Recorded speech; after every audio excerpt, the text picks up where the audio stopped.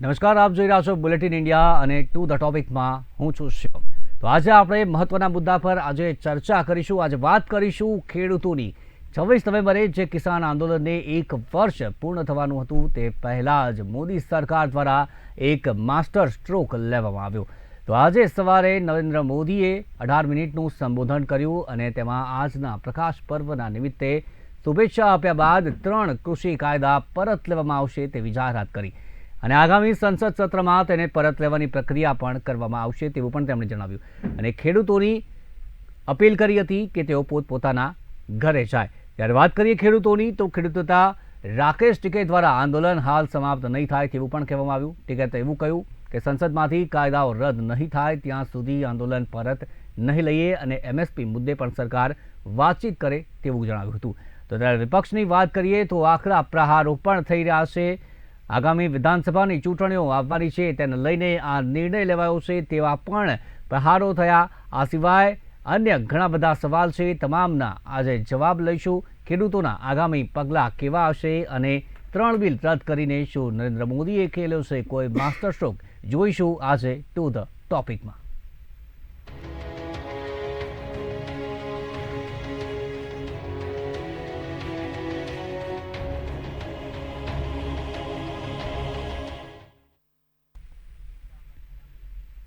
વડાપ્રધાન નરેન્દ્ર મોદી દ્વારા પ્રકાશ પર્વના દિવસે 3 કૃષિ કાયદા પાછા ખેંચવાની જાહેરાત કરાઈ અને આ કાયદાઓનો ખેડૂતો દ્વારા પૂરજોશમાં વિરોધ પણ કરવામાં આવ્યો હતો।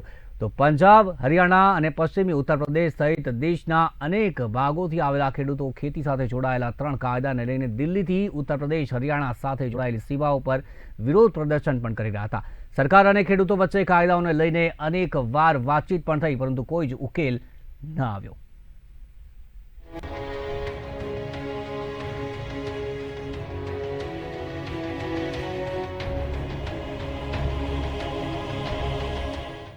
વડાપ્રધાન નરેન્દ્ર મોદીએ શુક્રવારે સવારે પોતાના રાષ્ટ્રજોગ સંબોધન દરમિયાન કૃષિ કાયદાઓ પાછા ખેંચવાની જાહેરાત કરી છે। મોદી સરકાર ગત વર્ષે કૃષિ ક્ષેત્રમાં સુધારા માટે 3 કાયદા લાવી હતી, પરંતુ અનેક ખેડૂત સંગઠનો સતત આ કાયદાઓનો વિરોધ કરી રહ્યા હતા। જો કે આખરે સરકારે પાછી પાની કરી છે।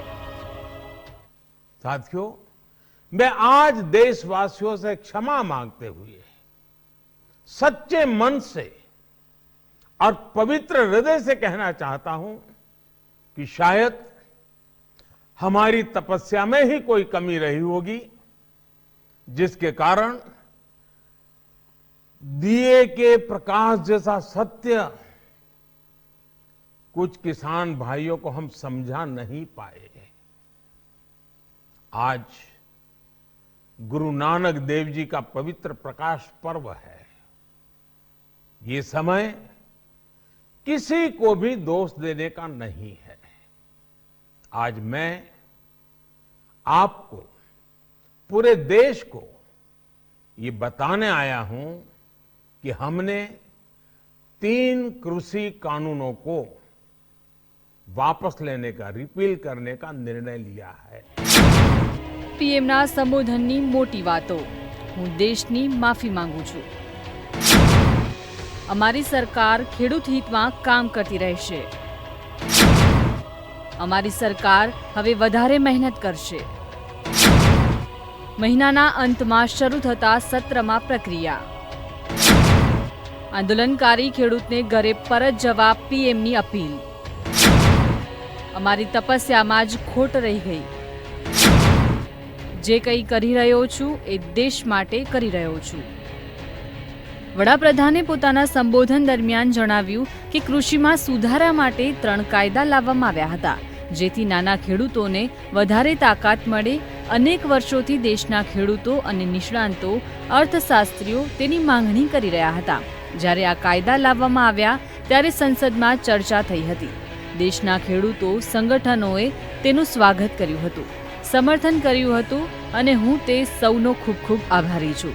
સાથીઓ, અમારી આ સરકાર ખેડૂતોના કલ્યાણ માટે, દેશના કૃષિ જગતના હિતમાં, ગામ ગરીબના હિતમાં સંપૂર્ણ સમર્થન ભાવથી, સારી ભાવનાથી આ કાયદો લઈને આવી હતી। પરંતુ આટલી પવિત્ર વાત, સંપૂર્ણપણે ખેડૂતોના હિતની વાત અમે કેટલાક ખેડૂતોને સમજાવી ન શક્યા. ભલે ખેડૂતોનો એક વર્ગ તેનો વિરોધ કરી રહ્યો હતો. અમે વાતચીતનો પ્રયત્ન કર્યો. આ મુદ્દો સુપ્રીમ કોર્ટમાં પણ પહોંચ્યો. અમે કૃષિ કાયદાઓને પાછા ખેંચવાનો નિર્ણય લીધો. આ સાથે જ વડાપ્રધાને ખેડૂતોને વિનંતી કરી હતી કે તેઓ તેમના ઘરે પરત ફરે, ખેતરોમાં પાછા જાય, પરિવાર વચ્ચે પાછા જાય એવી નવી શરૂઆત કરવામાં આવે. इस महीने के अंत में शुरू होने जा रहे संसद सत्र में, इसी महीने में हम तीनों कृषि कानूनों को रिपील करने की संवैधानिक प्रक्रिया को पूरा कर देंगे. साथियों, मैं आज अपने सभी आंदोलनरत किसान साथियों से आग्रह कर रहा हूं, आज गुरु पर्व का पवित्र दिन है. अब आप अपने अपने घर लौटे, अपने खेत में लौटे, अपने परिवार के बीच लौटे. आइए एक नई शुरुआत करते हैं. પંજાબ, હરિયાણા અને પશ્ચિમ ઉત્તર પ્રદેશ સહિત દેશના અનેક ભાગોથી આવેલા ખેડૂતો ખેતી સાથે જોડાયેલા 3 કાયદાને લઈને દિલ્હીની ઉત્તર પ્રદેશ હરિયાણા સાથે જોડાયેલી સીમાઓ પર વિરોધ પ્રદર્શન કરી રહ્યા હતા. સરકાર અને ખેડૂતો વચ્ચે કાયદાઓને લઈને અનેક વાર વાતચીત થઈ, પરંતુ કોઈ ઉકેલ ન આવ્યો. શું હતા 3 કૃષિ કાયદા? બિલમાં માર્કેટિંગ અને ટ્રાન્સપોર્ટેશન પર ખર્ચ કરવાની વાત કરાઈ હતી. ઇલેક્ટ્રોનિક વેપારી માટે એક સુવિધાજનક માળખું પૂરું પાડવાની વાત કરાઈ હતી. કાયદામાં એક ઇકોસિસ્ટમ બનાવવાની જોગવાઈ કરાઈ હતી. ખેડૂત વેપારીઓને રાજ્યની એપીએમસીની રજિસ્ટર મંડીઓ બહાર પાક વેચવાની છૂટ હતી. એક રાજ્યમાંથી બીજા રાજ્યમાં રોકટોક વિના વેચાણની વાતને ઉત્તેજના અપાયું હતું. 3 કૃષિ કાયદા પરત. આવશ્યક વસ્તુ બિલ 2020. કૃષિ પેદાશ વેપાર અને વાણિજ્ય બિલ 2020. ભાવ ખાતરી કરાર અને સેવાઓ પર કરાર બિલ 2020. કૃષિક ઉપજ વેપાર અને વાણિજ્ય કાયદો 2020. આ કાયદામાં એક એવી ઇકોસિસ્ટમ બનાવવાની જોગવાઈ છે જ્યાં ખેડૂતો અને વેપારીઓને રાજ્યની એગ્રીકલ્ચરલ પ્રોડ્યુસ માર્કેટ કમિટીની રજિસ્ટર્ડ મંડળીઓ બહાર પાક વેચવાની છૂટ હશે. આ કાયદામાં ખેડૂતોના પાકને એક રાજ્યમાંથી બીજા રાજ્યમાં કોઈપણ જાતની રોકટોક વગર વેચાણ કરવાની વાતને ઉત્તેજના અપાઈ હતી. તો બિલમાં માર્કેટિંગ અને ટ્રાન્સપોર્ટેશન પર ખર્ચ કરવાની વાત કરાઈ છે, જેથી ખેડૂતોને સારી કિંમત મળી શકે. તેમાં ઇલેક્ટ્રોનિક વેપારી માટે એક સુવિધાજનક માળખું પૂરું પાડવાની વાત પણ કરાઈ છે. રાજ્યોને આવકમાં નુકસાન થશે, કારણ કે જો ખેડૂત એપીએમસીની બહાર પાક વેચશે તો તેઓ મંડી ફી નહીં વસૂલી શકે. કૃષિ વેપાર જો મંડીઓની બહાર જતો રહે તો કમિશન એજન્ટોનું શું થશે? આવું થયા બાદ ધીમે ધીમે એમએસપી પર પાકની ખરીદી બંધ કરી દેવાશે. મંડીઓમાં વેપાર બંધ થયા બાદ મંડીના માળખા તરીકે સર્જાયેલી ઈ-નેમ જેવી ઇલેક્ટ્રોનિક વેપાર પ્રણાલીનું આખરે શું થશે? કૃષિ કિંમત આશ્વાસન અને કૃષિ સેવા પર કરાર કાયદો 2020. આ કાયદામાં કૃષિ કરારોનો ઉલ્લેખ કરાયો છે. તેમાં કોન્ટ્રાક્ટ ફાર્મિંગ માટે એક રાષ્ટ્રીય ફ્રેમવર્ક બનાવવાની જોગવાઈ કરાઈ છે. આ કાયદા અંતર્ગત ખેડૂતો કૃષિ વેપાર કરનાર ફર્મ, પ્રોસેસર્સ ફ્રેમવર્ક બનાવવાની જોગવાઈ કરાઈ છે. ત્યારે જથ્થાબંધ વેપારી, નિકાસકારો કે મોટા છૂટક વિક્રેતાઓ સાથે કોન્ટ્રાક્ટ કરીને પહેલાથી જ નક્કી કરેલ કિંમત પર ભવિષ્યમાં પોતાના પાકનું વેચાણ કરી શકે છે. 5 હેક્ટરથી ઓછી જમીનવાળા ખેડૂતો કોન્ટ્રાક્ટથી લાભ મેળવી શકશે. બજારની અનિશ્ચિતતાનો ખતરો ખેડૂતોના સ્થાને કોન્ટ્રાક્ટ ફાર્મિંગ કરનારા આયોજક પર નાખવામાં આવ્યો છે.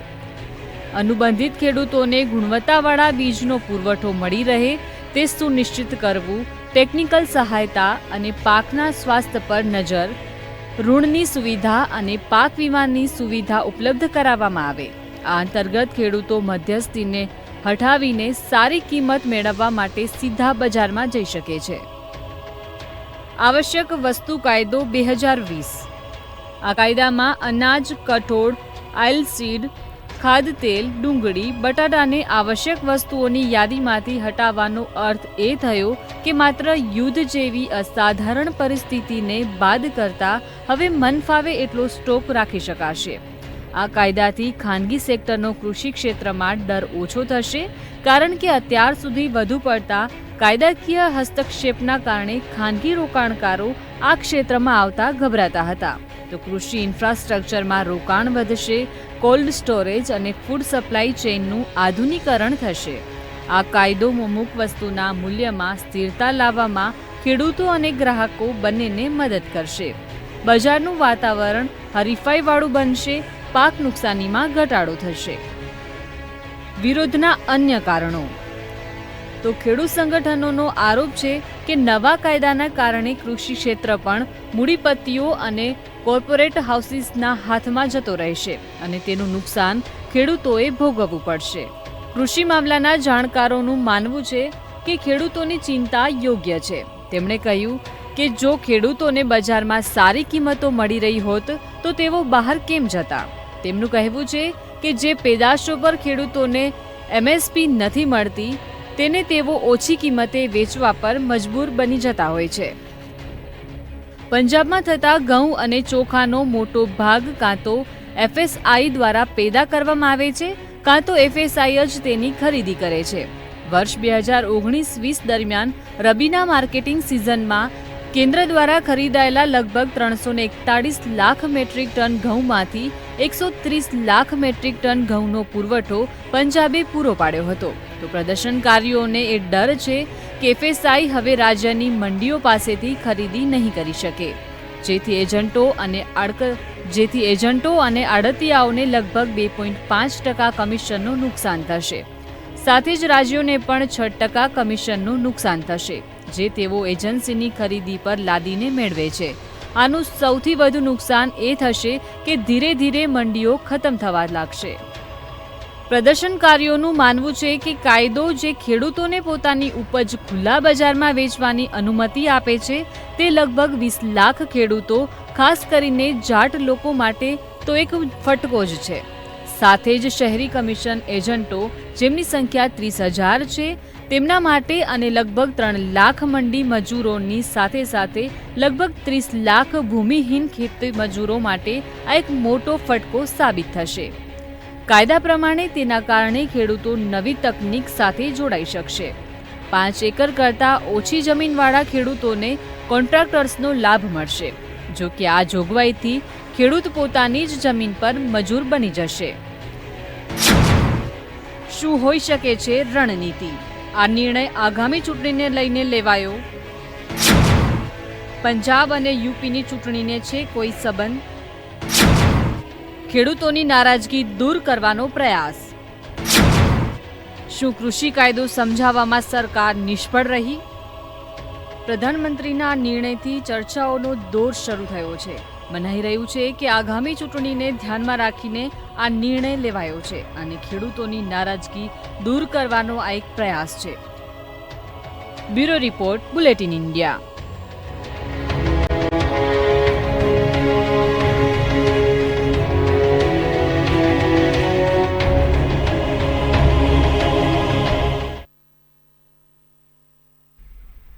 તો તમામ માહિતી આપણે જોઈ. હવે ચર્ચાની થોડીક જ વારમાં આપણે શરૂઆત કરીશું. તમામ મહેમાનો આપણી સાથે જોડાઈ જાય ત્યારબાદ આપણે ચર્ચાની શરૂઆત કરીશું.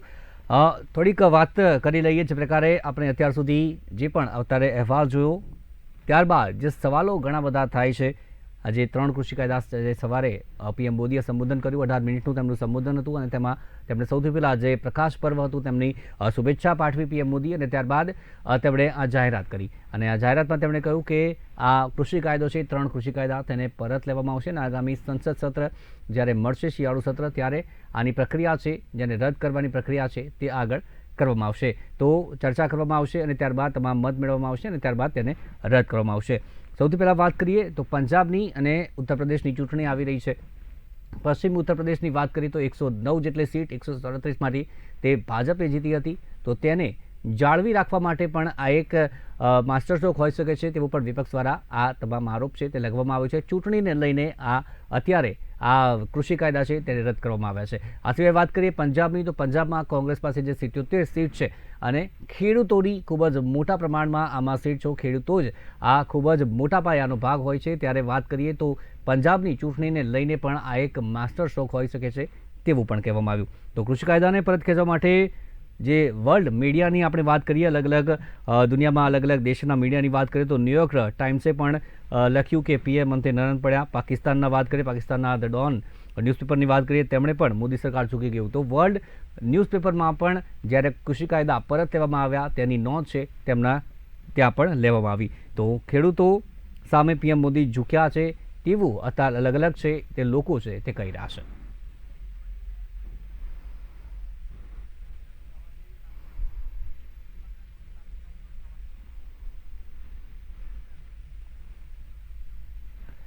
તો ચર્ચાની આપણે હવે શરૂઆત કરીશું. મહેમાનો આપણી સાથે જોડાઈ ગયા છે. મહેમાનોનું ઇન્ટ્રોડક્શન આપણે કરીએ તો ભાજપથી હિરેન કોટક આપણી સાથે છે, કોંગ્રેસથી કપિલ દેસાઈ આપણી સાથે છે, રાજુ કરપડા આમ આદમી પાર્ટી કિસાન સંગઠનથી આપણી સાથે છે, જયવંત પંડ્યા રાજકીય વિશ્લેષક, પંકજ પટેલ જે ખેડૂત આગેવાન આપણી સાથે છે, ડાયાભાઈ ગજેરા ખેડૂત આગેવાન આપણી સાથે છે. તો તમામ મહેમાનો આપણી સાથે જોડાઈ ગયા છે. તમામનું ખૂબ ખૂબ સ્વાગત છે. સૌથી પહેલાં અને આપણે વાત કરીએ ચર્ચાની, આપણે શરૂઆત કરીશું. સૌથી પહેલાં 1.5 મિનિટમાં તમારી બધાની પ્રતિક્રિયા લેવા માગું છું. પ્રાથમિક પ્રતિક્રિયા, જે પ્રકારે આજે દિવસભરનો ઘટનાક્રમ રહ્યો છે. સૌથી પહેલાં કૃષિ કાયદા રદ કરવામાં આવ્યા અને ત્યારબાદ રાકેશ ટીકે દ્વારા આંદોલન હજી પણ સમાપ્ત નહીં થાય તેવું કહેવામાં આવ્યું. આગામી પગલાં ખેડૂતોના કેવી રીતના રહેશે, 1.5 મિનિટમાં તમામની પ્રાથમિક પ્રતિક્રિયા લેવા માગું છું અને શરૂઆત કરીશું કપિલ દેસાઈ આપનાથી.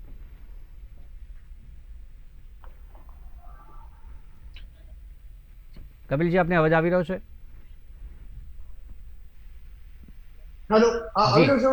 જી જી. આજે અહંકારની હાર થઈ છે ભારત દેશની, ભારત દેશના ખેડૂતોની, ભારત દેશના નાગરિકોની આજે જીત થઈ છે. જે પ્રકારે અહંકારથી ભારતીય જનતા પાર્ટીની સરકારે જે 3 કાળા કાયદાઓ જે ખેડૂતો ઉપર થોપી બેસાડવામાં આવ્યા હતા અને 1 વર્ષ સુધી એના ગુણગાન ગાવામાં આવ્યા કે આ ખેડૂતોને ફાયદાકારક છે, ઘણી વાતો કરવામાં આવી.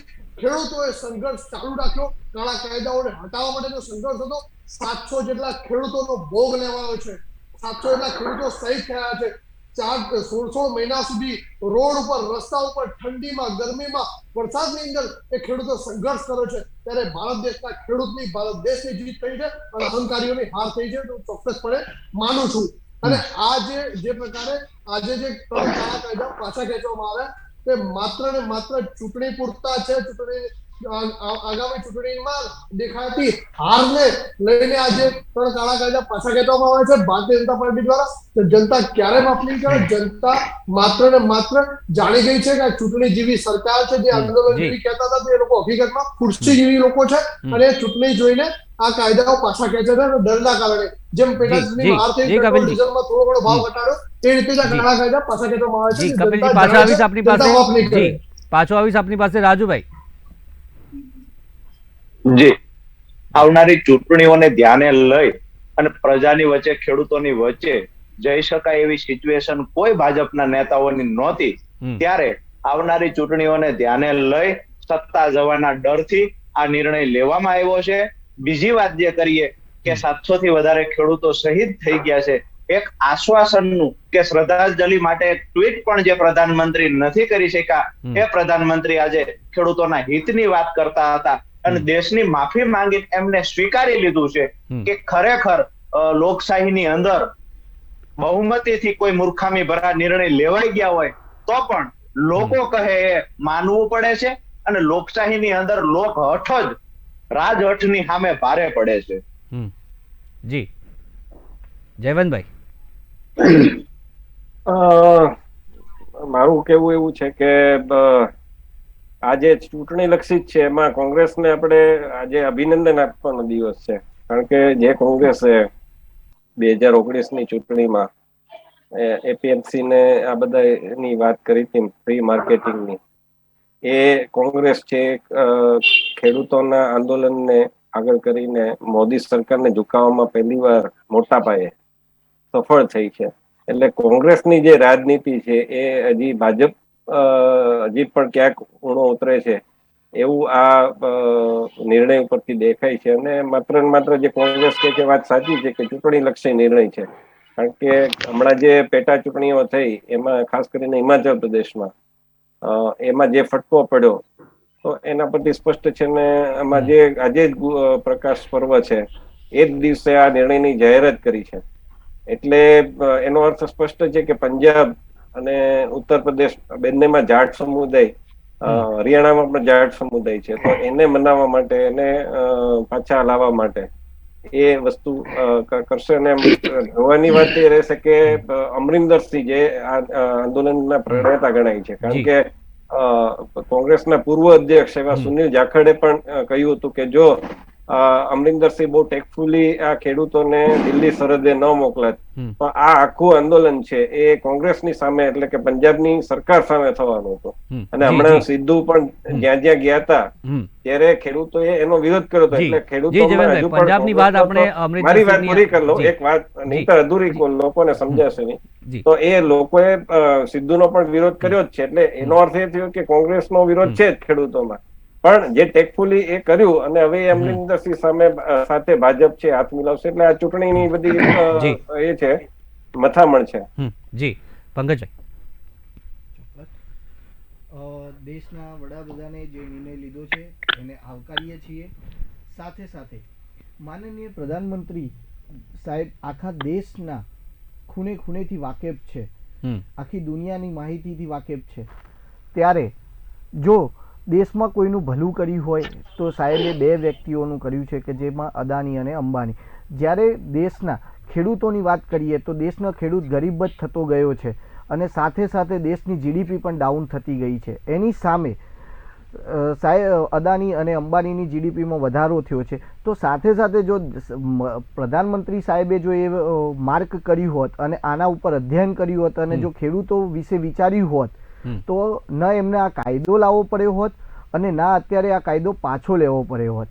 એટલે હું આ માધ્યમથી પણ પ્રધાનમંત્રી સાહેબને કહેવા માંગુ છું કે ભવિષ્યમાં પણ આવી કોઈ ભૂલ ન થાય અને તમે જો ખેડૂતો ઉપર સૌથી વધારે ધ્યાન આપશો અને જે રીતે આજે તમે કીધું કે અમારી સરકાર ખેડૂતો ઉપર હવે ભવિષ્યમાં ખૂબ વધારે ધ્યાન આપશે, એવી જે એમને વાત કરી છે એના ઉપર અટલ રહી અને જો દેશના ખેડૂતો ઉપર ધ્યાન આપશે તો દેશનું જીડીપી પણ ઊંચો આવશે અને દેશનો ગ્રોથ પણ થશે.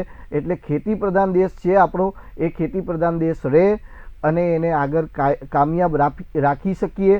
અને આજે જે જીત થઈ છે ખેડૂતની જીત થઈ છે, નથી કોઈ રાજકીય પાર્ટીની જીત થઈ. એટલા માટે હું તમામને વિનંતી કરું છું કે કોઈ પક્ષને જોડીને ના વાત કરો. આ જીત ખેડૂતોની જીત છે. જી ડાયાભાઈ. અવાજ આવે છે? જી જી. મારે જે વાત કહેવાની છે કે આજે જે આ ખેડૂત આંદોલન થયું છે તે એક ઐતિહાસિક આંદોલન છે. લોકશાહીમાં આંદોલનનું બહુ મોટું મહત્વ હોય છે. લોકશાહીના કોઈ પણ નિર્ણયો હોય લોકશાહી ઢબે ચર્ચાઓ કરીને કરવામાં આવતા હોય છે. જ્યારે આ કૃષિ કાયદાઓ છે કોઈ પણ જાતની ખેડૂત સંગઠનો સાથે ચર્ચા વિચારણા કર્યા સિવાય એને અધ્યાદેશથી થોપી બેસાડ્યા છે. તો આ કાયદાઓ ખેડૂત વિરોધી જ હતા. એટલે ખેડૂતોએ આનો ઉગ્ર રીતે અને જે સંગઠિત લડાઈ લડ્યા છે એ ખૂબ ધન્યવાદને પાત્ર છે. ખેડૂતોનું આંદોલન તોડી પાડવા માટે સરકારે ઘણા બધા આક્ષેપો કર્યા, ટુકડે ટુકડે ગેંગ કહી, નક્સલવાદીઓ કહ્યા, ખાલિસ્તાનવાદીઓ કહ્યા, વિદેશી તાકતોથી ચાલતું આંદોલન ગણ્યું. પણ ખેડૂતોની મક્કમતા આ આંદોલન જે મજબૂત બનાવવાની હતી એ એમને ટકી રહી છે. સરકારના ગમે તેવા ઈરાદાઓ હોવા છતાં આંદોલનને તોડી શક્યા નથી. ત્યારે સરકારને એક ભય પેટો છે કે ચૂંટણીઓમાં આની અસર દેખાશે, એટલે સરકારે પોતાનું થૂકેલું ચાટવું પડ્યું છે.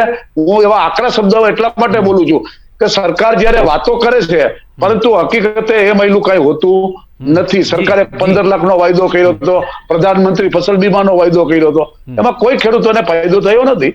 જી જી જી ડાયાભાઈ, ફરીથી આવીશ આપની પાસે. દીપકભાઈ. જી દીપકભાઈ, આપનું શું કહેવું છે? જી દીપકભાઈ, આપને અવાજ આવી રહ્યો છે? હાલો. જી દીપકભાઈ. હા, સૌ પ્રથમ તો બુલેટિન ઇન્ડિયા ન્યૂઝના દર્શક મિત્રોને, સૌ તમામ મહાનુભાવોને ખેડૂત પુત્રના રામ રામ. જી.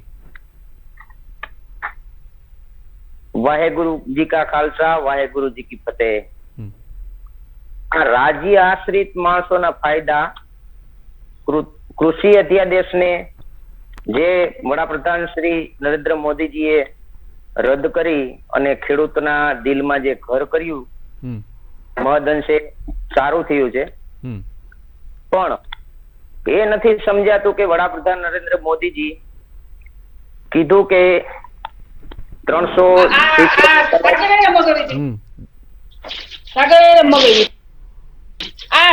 જી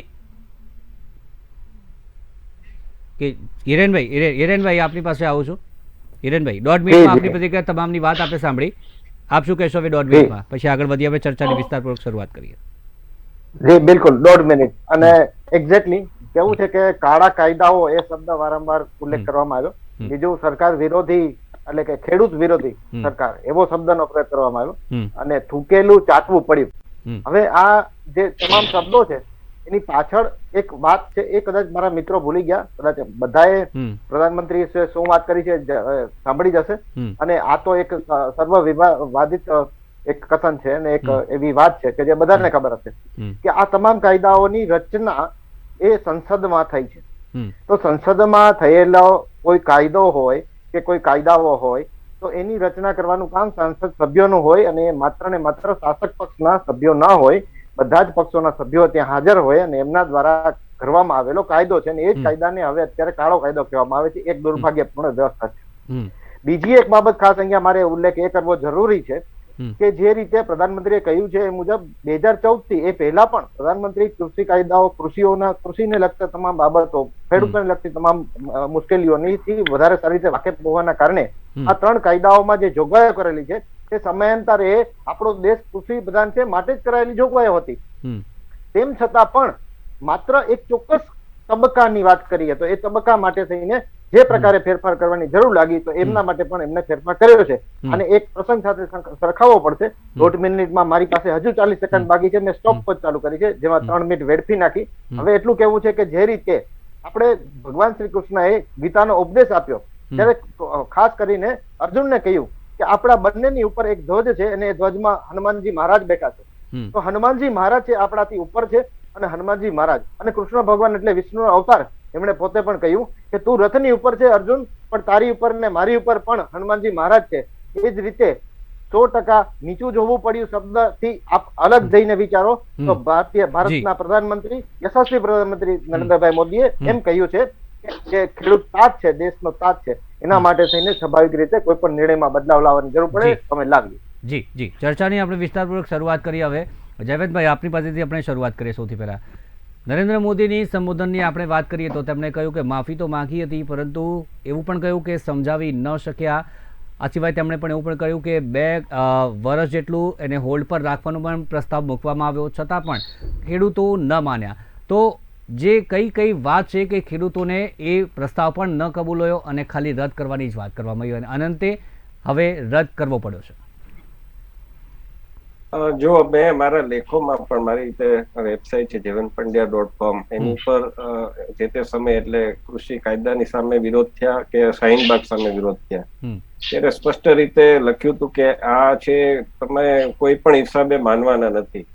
એટલે મોદી સરકારે to be fair with Modi's government એને પ્રયત્ન નથી કર્યા, વાટાઘાટ નથી કરી, ઉલટાનું એટલી બધી વાટાઘાટો કરી છે અને એટલી બધી છૂટ આપી દિલ્હી વાસીઓ, હરિયાણા વાસીઓ. કદાચ આપણે ભૂલી જઈએ છીએ કે હરિયાણાના ખેડૂતો અને જે ગામડાના આજુબાજુ રહેતા હતા આ સરહદની નજીક એ લોકોએ પ્રતિ આંદોલન એટલે કે એની સામે ધરણા ચાલુ કર્યા હતા. કારણ કે એમને બધા ધંધા ઠપ થઈ ગયા હતા, ઘણું બધું તકલીફો પડતી હતી, લોકોને એટલી તકલીફો પડતી હતી. એમને જંતર મંતર ઉપર બેસવા માટે કહેવાયું હતું, એમને રામલીલા માટે બેસવા માટે કહેવાયું હતું. પરંતુ આ એક વિરોધ જ કરવો હતો અને એમાં વાટાઘાટોનો કોઈ અવકાશ નહોતો. કારણ કે વાટાઘાટો માટે અવારનવાર જતા હતા અને એ લોકો સરકાર છે વારંવાર પેલું કરતી હતી. કેન્દ્ર સર્વોચ્ચ ન્યાયાલયમાં પણ આખી વાત ગઈ હતી અને એમાં પણ સરકારે કીધું હતું કે 2 વર્ષ માટે અમે સસ્પેન્ડ કરવા તૈયાર છીએ, પણ કોઈ હિસાબે માનવાનું નહોતું. ને 26 જાન્યુઆરી જે પ્રકારે ઘટનાઓ બની હિંસાત્મક, તો એ પ્રકારે આખું એક ભીડતંત્ર છે અને એમાં ભલે કહેતા પણ મને કોઈ સંકોચ નથી થતો કે એમાં કેટલાક કારણ કે આવું આંદોલન થાય છે ત્યારે કેટલાક અનિચ્છનીય તત્વો ભળી જ જાય છે અને એ ન ભળે એનું ધ્યાન છે જે તે આગેવાનોએ રાખવાનું હોય. પણ આમાં ખાલિસ્તાન તરફથી લોકો ભળી ગયા હતા એ બહુ ચોખ્ખી વાત છે. હિંસા પેલે જે દલિત યુવકની હત્યા થઈ, નિયંગ શીખ પેલા કરી હતી હત્યા, એ પણ આપણે સ્પષ્ટ રીતે જોઈ શકીએ છીએ. તો એ પ્રકારનું જે કઈ ઘટનાઓ બની એ પણ હકીકત છે.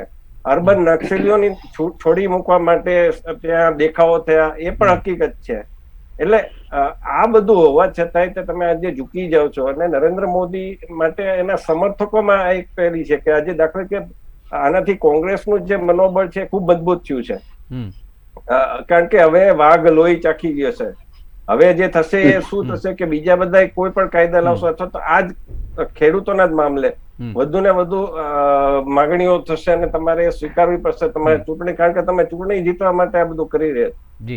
એ નરેન્દ્ર મોદી આ એ નથી કે જે નોટબંધી માટે ગમે તે હારી જવાનો પણ ભય હતો એ વખતે, એ મક્કમ રહ્યા હતા અને લોકોએ પણ એ મક્કમતાને સાથ આપ્યો હતો. એ વખતે ઉત્તર પ્રદેશની ચૂંટણી હતી 2016 પછી તરત આવી રહી હતી અને ગરીબોને બધા એવું કહેતા હતા કે ગરીબોને બહુ ફટકો પડશે, પરંતુ એ ગરીબોએ સરકારને સાથ આપ્યો હતો. કારણ કે એમાં એ લોકો સમજાવવામાં સફળ રહ્યા હતા કે આ જે વસ્તુ છે અમે ગરીબો માટે જ કરી રહ્યા છે, કાળા નાણાંની સામે કરી રહ્યા છે. પરંતુ આ કૃષિ કાયદામાં લોકો સમક્ષ ભાજપ છે લઈ જવામાં નિષ્ફળ નીવડ્યો. જે નોટબંધી વખતે કરી શક્યા એ આ વખતે ન કરી શક્યા. અને હમણાં જે પેટા ચૂંટણી થઈ એ ફરીવાર હું કહું છું કે હમણાં જે પેટા ચૂંટણી થઈ એમાં હિમાચલ પ્રદેશમાં ખાસ કરીને મંડી ને એ બધા વિસ્તારોમાં જે ભાજપનો ગઢ ગણાય ત્યાં હાર થઈ. એના કારણે હવે ભાજપ છે, કારણ કે ચૂંટણી તમારે જીતવી જરૂરી છે અને ભાજપ છે હંમેશા ચૂંટણી મોડમાં હોય છે. એ સ્વીકાર ભાજપ પણ સ્વીકારશે, કદાચ ખબર નહીં ન સ્વીકારે તો એમની એ કહેવાય, પણ એના કારણે આ પીછે કરી છે એવું મને લાગે છે. ને આના કારણે તકલીફ ભાજપને જ પડવાની. એનું કારણ એ છે કે જો કદાચ આ નિર્ણય ન કર્યો હોત તો પણ ઉત્તર પ્રદેશમાં સંભાવનાઓ એવી જ હતી કે યોગી પાછા ફરશે. પણ પંજાબમાં છે એ આનાથી કોઈ ફરક મને નથી લાગતો કે પડે, કારણ કે પંજાબમાં સ્થિતિ આનાથી ઉલટાનું કોંગ્રેસ માટે મજબૂત મળી ગયું કે ભાઈ અમે જો કાયદો પાછો ખેંચાવડાયો અથવા તો આ પડાપડાને સમર્થન કરતા હતા. ભલે એ લોકોએ વિધાનસભામાં જે કઈ કર્યું હોય તે, પણ એ લોકોએ પણ એ કર્યું તો એ લોકોને તો ઉલટાનો મજબૂત પ્રચાર કરવા માટેનું બહાનું મળી જશે. આનાથી તમને કોઈ ફાયદો નથી થવાનો, મને એવું લાગે છે. જી જી જી હિરેનભાઈ, પ્રકારે વાત કરી, ઉત્તર પ્રદેશની વાત કરી, જયવંતભાઈએ પંજાબની વાત કરી, અને બીજી એક વાત, જ્યારથી આ રદ કરવામાં આવ્યો ત્યારથી એક સવાલ કે ચિંતા ખેડૂતોની કે ચૂંટણીની? પહેલી વાત તો એ કે જયવંતભાઈએ જે વાત કરી એ વાત સાથે હું સહેમત છું કે ભારતીય જનતા પાર્ટી ચૂંટણી મોડમાં હોય છે, એટલે સ્વીકારવાની જરૂર એટલા માટે નથી કે કેમ કે અમે તો ખુદ પોતે જ કહીએ છીએ કે હંમેશા અમે ચૂંટણી માટે હંમેશા તૈયાર હોય છે ને એ તૈયારી એટલે એવી કે અમે પ્રજાની વચ્ચે જઈને લોકોની સેવા કરીએ છીએ અને દરેક તબક્કા માટે અમે કામ કરીએ છીએ. એટલા માટે અમે લોકો હંમેશા ચૂંટણીમાં તૈયાર. એવું આનો અર્થ એ નથી કે અમે ચૂંટણી લક્ષી જ માત્ર નિર્ણય લઈએ છીએ. જો ચૂંટણીઓની જે વાત કરીએ તો ગુજરાતમાં થયેલી ચૂંટણીઓ આપણે યાદ કરવી જ પડે. સ્થાનિક સ્વરાજની તમામ ચૂંટણીઓ છે, પેટા ચૂંટણીઓ છે, આ સમયે પણ કૃષિ કાયદાઓની હાજરી હતી અને કાયદો ઘડાઈ ચુક્યો હતો. તો પણ ત્યાં અમે કોઈ પણ પ્રકારની અમને એની અસર નથી થઈ. માટે જો ક્યાંય એની અસર થાય તો એને ચૂંટણી લક્ષી અથવા તો કૃષિ કાયદાઓને અનુલક્ષીને લેવાયેલો નિર્ણય ગણવાનો અને ક્યાંય અસર ન થાય તો એનો ઉલ્લેખ પણ નહીં કરવાનો. આ એક પ્રકારનો અન્યાય કહેવાય મારી દ્રષ્ટિએ. બીજી બાબત અહીંયા એ સમજવાની જરૂર છે કે પંજાબમાં અમારી સ્થિતિ હાલ પણ ખૂબ જ મજબૂત છે, કારણ કે કોંગ્રેસનો રકાસ પણ અમને કામમાં આવવાનો છે. અમે સ્પષ્ટ રીતે રાજકીય બાબતે જ હું જો દ્રષ્ટિકોણથી વાત કરું તો પંજાબમાં આપણે સ્પષ્ટ જોઈ શક્યા છીએ કે જે રીતે કોંગ્રેસનો રકાસ, એટલે ખાસ કરીને અમરિન્દર સિંહની જે રીતે હકાલપટ્ટી કરવામાં આવી, જે રીતે નવજોતસિંહ સિંધુએ ત્યાં જે ત્રાગડ કર્યું, એ બધું વસ્તુ લોકો સમક્ષ છે. અને ત્યાં પણ માત્ર ને માત્ર ચૂંટણીને ધ્યાનમાં રાખીને જે રીતે દલિત મુખ્યમંત્રી મૂકવાની બાબત મૂકવામાં આવી એ પણ લોકો સમજી રહ્યા છે કે આ માત્ર ને માત્ર પંજાબની જનતાને મૂર્ખ બનાવવાનું કામ છે. આજે ગુરુ પરબ છે, ગુરુ ગોવિંદસિંહની જે વાત મારે યાદ કરવી છે આજે, દિલ્હી से मैं शहर मराऊं, चिड़िया से मैं बाज गिराऊं, तब जाके गुरु गोविंद सिंह कहूं. આ જે સિખોના ગુરુ આજે કરતારપુર કોરિડોર પણ ખુલી રહ્યો છે. આ બહુ સરસ અવસર પણ છે. પંજાબના શીખો અને પંજાબ બહાર વસતા શીખો પણ જાણે છે કે માત્ર દેશની અને રાજ્યની તમામ સુખાકારી માટે જો કોઈ સંગઠન, જો કોઈ રાજકીય પક્ષ છે એ સુખાકારી લાવી શકતું હોય, પંજાબની સ્થિતિને બદલી શકતું હોય જી અને દરેક ખેડૂતોની આર્થિક આવકમાં વધારો કરી શકતો હોય તો એ ભારતીય જનતા પાર્ટી. જી કપિલભાઈ, કોંગ્રેસનું મનોબળ હવે વધશે જે પ્રકારે જયવંતભાઈએ કહ્યું. જી આપનો અવાજ નથી આવી રહ્યો, મ્યુટ છે. જી જો કોંગ્રેસનું મનોબળ વધે ના વધે એની વાતો કરવાનો હાલ ટાઈમ નથી કે એનો કોઈ મતલબ નથી. આ દેશ હિતની વાત છે, દેશના ખેડૂતની વાત છે, દેશના અન્નદાતાની વાત છે, જે દેશના દરેક નાગરિકને 2 ટાઈમ ખાવાનું ભોજન પૂરું પાડે છે, આ એની વાત છે. અને એની ઉપર જ્યારે 3 કાળા કાયદાઓ થૂપી બેસાડવામાં આવ્યા, જબરદસ્તી થૂપી બેસાડવામાં આવ્યા, તમને કહેવામાં આવે કે તમારા માટે લાભ છે, મારા માટે લાભ હોય તો મને ગમે, મને સ્વીકારું, પરંતુ હું કહું છું કે ભાઈ મારા માટે લાભની વસ્તુ નથી, આ મારા માટે કાળો કાયદો છે, આ મને ખતમ કરવાની વાત છે. તો એને આ ફાયદાઓ ગણાવવામાં, પહેલા ફાયદા ગણાવતા હતા અને હવે જાતિવાદ ધર્મની વાત છે, જે શીખો માટે ભાજપ આમ કરે છે તેમ કરે છે, આ વાતોની શરૂઆત કરી અત્યારે ભાઈ આપણા કોટક સાહેબે.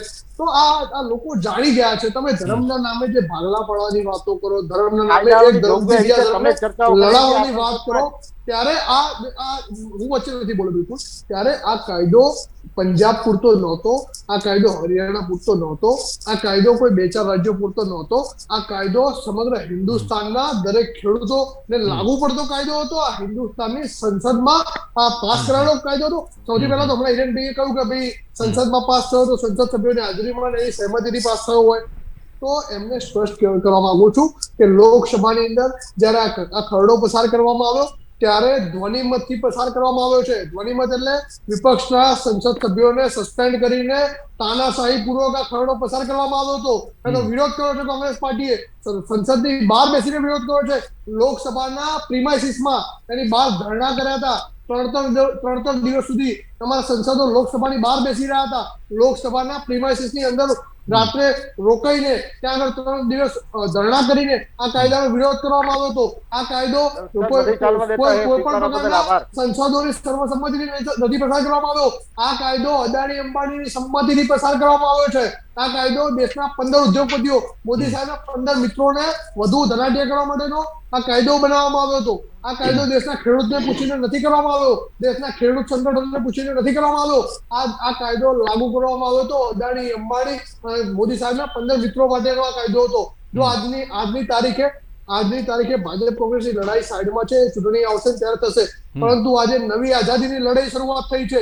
આજે દેશના આમ નાગરિકો, ભારત દેશની જનતા અને હમ દો હમારે દો સામેની લડાઈ છે. અને આ લડાઈની અંદર આ પહેલો ફેઝ છે. જે મંગલ પાંડે 1857 ની અંદર પહેલો જે શરૂઆત કરી હતી એમાં પહેલી અને અંગ્રેજોના ટાઈમે ઝૂકવું પડ્યું હતું, એમ એ જ રીતે આ નરેન્દ્ર મોદી સરકારે આજે ઝૂકવું પડ્યું છે. આ જે કાળા કાયદાઓને પાછા ખેંચવા માટે મજબૂર થવું પડ્યું છે. આ દેશના અન્નદાતા અને દેશના ખેડૂતની વિજય છે. આ ભારત દેશના કાશ્મીરથી લઈને કન્યાકુમારીના ખૂણે ખૂણે વસતો ભારત દેશનો ખેડૂત, આ એની જીત છે, આ એની લડાઈ હતી. આ કોઈ એક રાજ્યની 2 રાજ્યની લડાઈ નથી. ગુજરાતની અંદર પણ આ ખેડૂત કાયદાના સમર્થન ઘણા.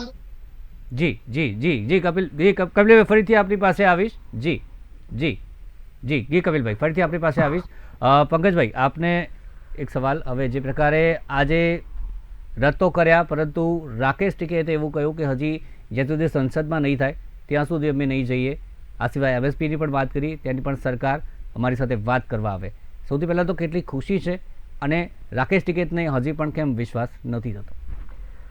કેમ કે આ સરકાર પહેલા એવું કહેતી હતી કે કૃષિ કાયદો કોઈ પણ રીતે રદ નહીં થાય, પછી એમને રદ કર્યો અને એવું કહે છે કે અમે સંસદમાં જઈને રદ કરીશું. તો જ્યાં સુધી રદ ન થાય અને કદાચ ત્યાં આંદોલન ઉપર બેઠેલા છે રાકેશ ટીકેત સાહેબને સાથે બધા મિત્રો, જે ખેડૂત મિત્રો અમારા સાથે બેઠા છે, તો એ બધા જો ઘરે જતા રહે અને પછી કાલ ઉઠીને મોદી સાહેબ એવું કહી દે કે નથી રદ થવાનું, તો શું? તો ફરીથી ત્યાં બેસવું, ફરીથી ધરણા કરવા, ફરીથી આંદોલન કરવા, એના કરતાં જો રદ થાય અને આ મંથના એન્ડમાં જે છત્ર ભરાવાનું છે, તો જે 10-15 દિવસની વાર છે, 10 દિવસની, તો એ 10 દિવસની રાહ જોઈ અને પછી આંદોલનને સુખી રીતે અંત કરવામાં આવે તો એમાં કંઈ ખોટું નથી ટીકેત સાહેબનું.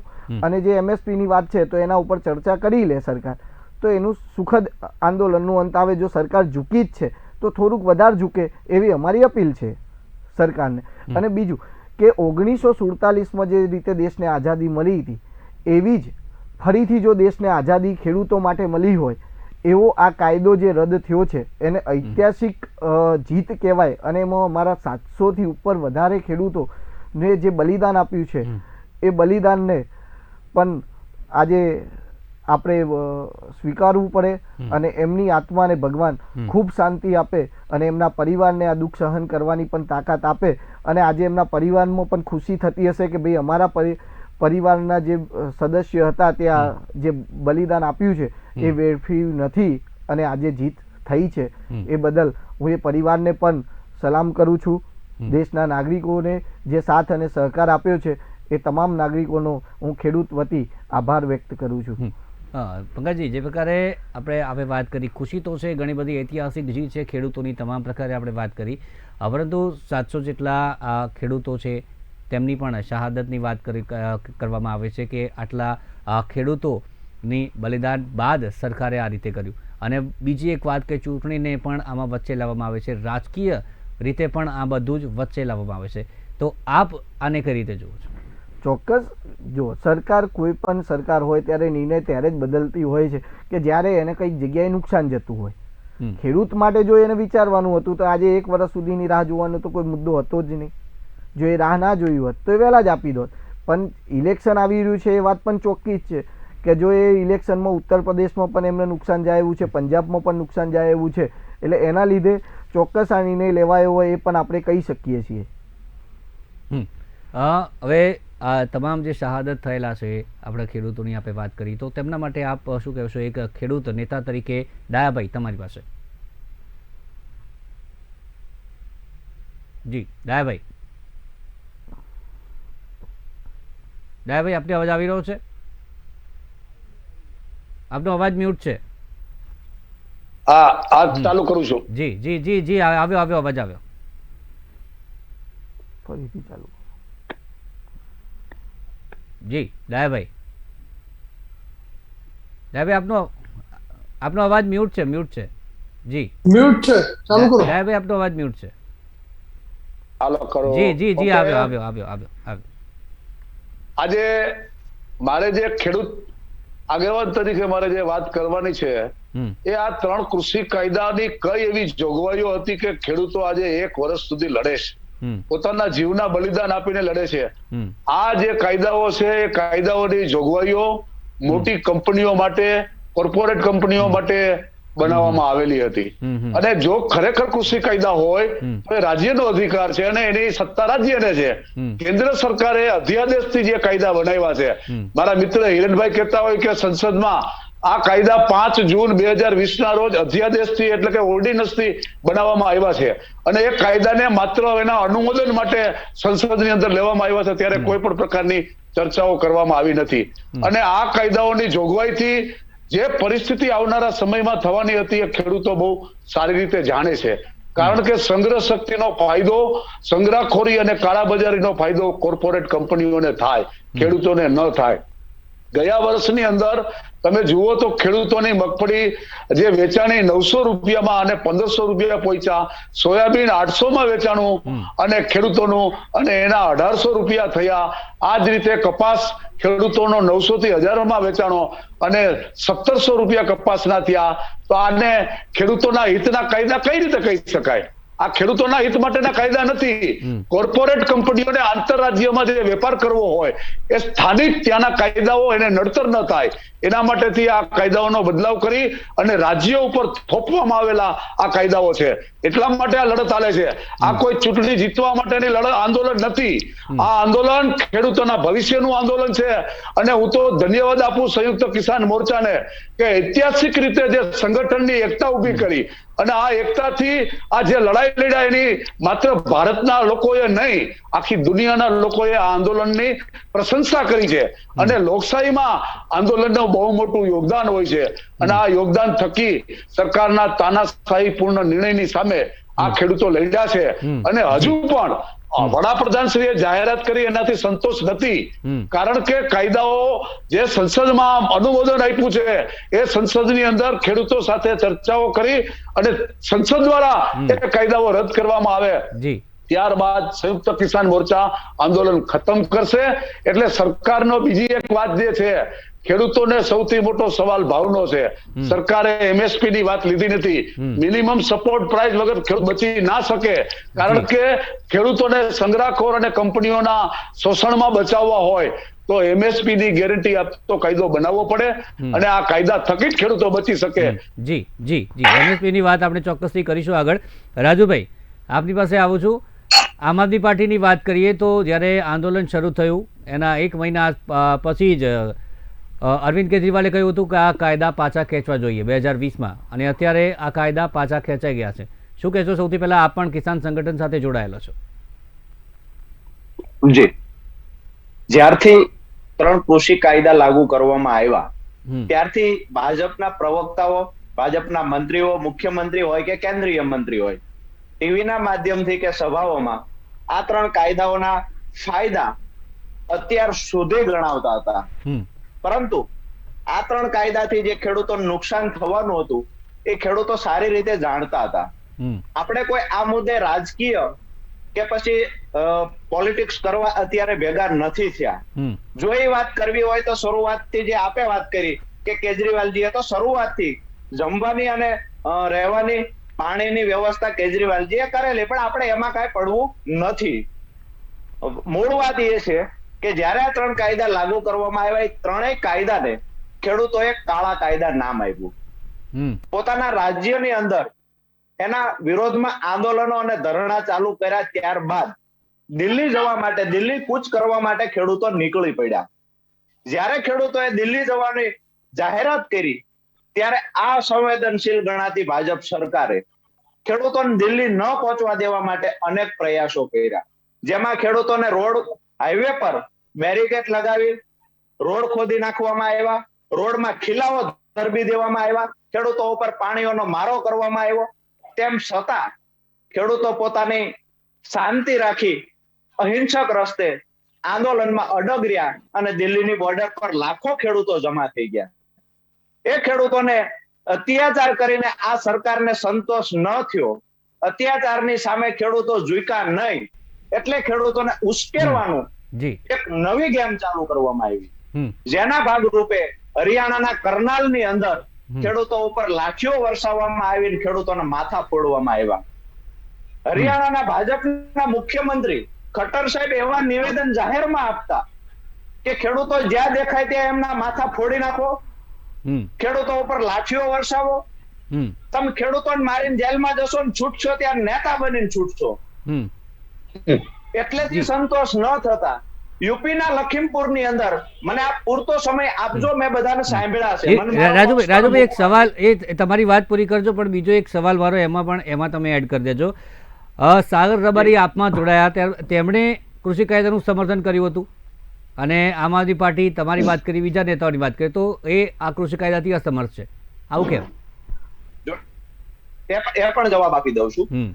જી, લખીમપુરની અંદર, યુપીના લખીમપુરની અંદર આટલેથી લાઠીઓ વરસાવ્યા પછી, ખેડૂતોના માથા ફોડ્યા પછી પણ આ સરકારને સંતોષ ન થયો તો યુપીના લખીમપુરની અંદર ધમકી આપ્યા પછી ખેડૂતો ઉપર ગાડીઓ ચડાવીને 4 ખેડૂતોની હત્યા કરવામાં આવી, એક પત્રકારની પણ હત્યા કરવામાં આવી.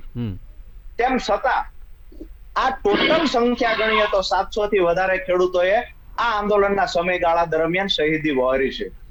અત્યાર સુધી આ પ્રધાનમંત્રી દ્વારા અથવા તો ભાજપના કોઈ પણ મંત્રીઓ દ્વારા, ભાજપના પ્રવક્તાઓ દ્વારા આ ખેડૂતોને કેવા શબ્દોથી સંબોધિત કર્યા છે હું તમે બધા જાણીએ છીએ.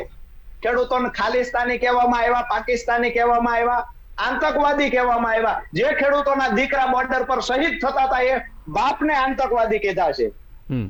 એટલેથી આજની વાત કરીએ તો જ્યારે ચૂંટણીઓ નજીક આવી રહી છે, ખેડૂતોની વચ્ચે આ સરકારના કોઈ નેતા જઈ શકે એવું નથી, ત્યારે આજે પોતાના કોર્પોરેટ મિત્રોને જે વાયદા કરેલા હતા એ વાયદામાં આજે કોર્પોરેટ મિત્રોની સામે ન છૂટકે ખેડૂતોની તાકાતને જોઈ અને નિર્ણય લેવો પડ્યો છે, કારણ કે સત્તાને જતી જોઈ રહ્યા છે.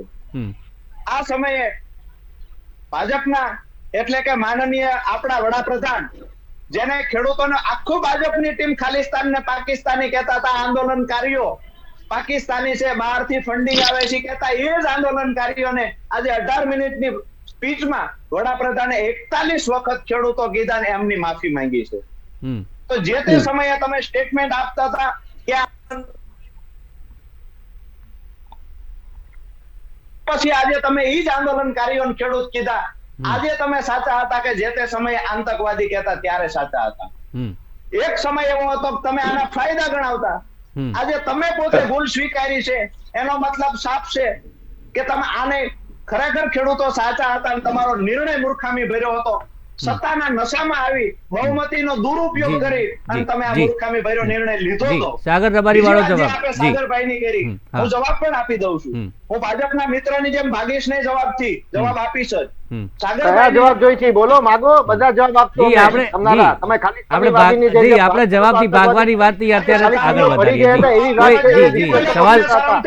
સવાલના જવાબ લેવાના છે રાજુભાઈ બધા જોડેથી. કોઈ રબારી વાળો જે તમારો જવાબ માંગવાનો છે એ આપો. અહીંયા કોઈ નહીં ભાગે રાજુભાઈ.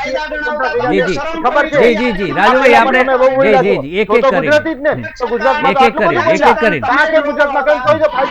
કોઈ ભાગવાનું નથી, કોઈ ભાગવાનું નથી, બધા અહીંયા છે. પણ આ રીતે જનતાને નહીં ખબર પડે, જનતા ભાગી જશે.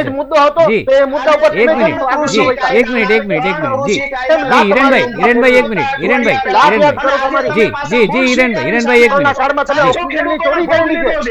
હિરેનભાઈ શાંત. હિરેનભાઈ બીજા રાહ જોઈ રહ્યા છે, કપિલભાઈ કંઈક કહેવું છે.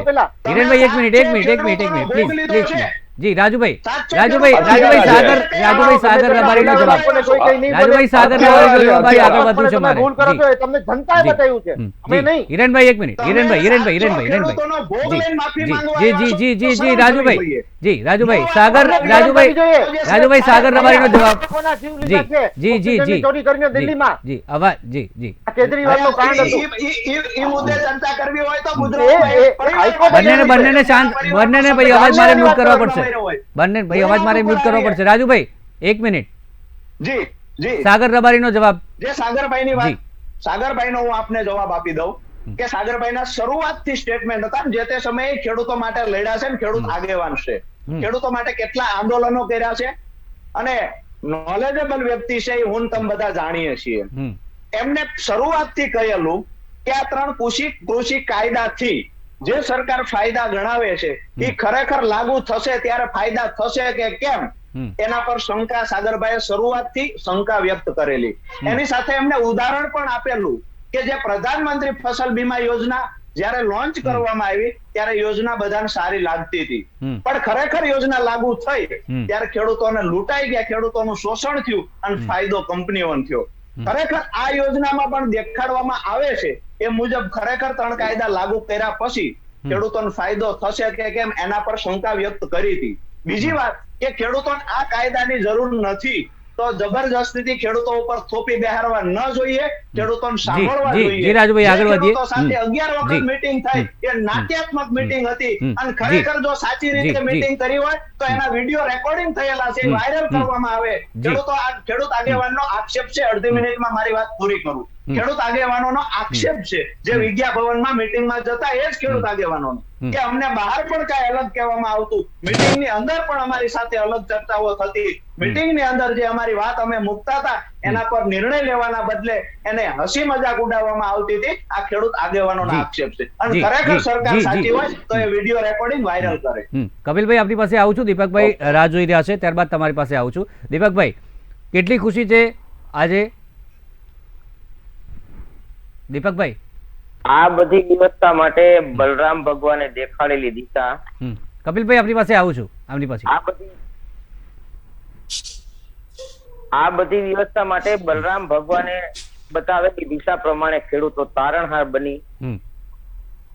જેમ કૃષ્ણ ભગવાને ધૃતરાષ્ટ્રની સભામાં પાંડવો માટે 5 ગામ માંગ્યા હતા, એવી જ રીતે ખેડૂત વતી કોક તો 5 કામ માંગો, કોક તો 5 કામ જેવા કે પાક સંરક્ષણના છે, પાકના પોષણક્ષમના ભાવ છે, દરેક ખેતરમાં પાણીની વ્યવસ્થા, એગ્રીકલ્ચર વીમા પોલિસી અને કૃષિ ન્યાયાલય. એ સ્થાનિક સવાલો છે. હાલો દીપકભાઈ જી આપણે અવાજમાં કંઈક ટેકનિકલ ખામી આવે છે નેટવર્ક ઇસ્યુના કારણે, જરા એ દૂર કરવાની કોશિશ કરીશું.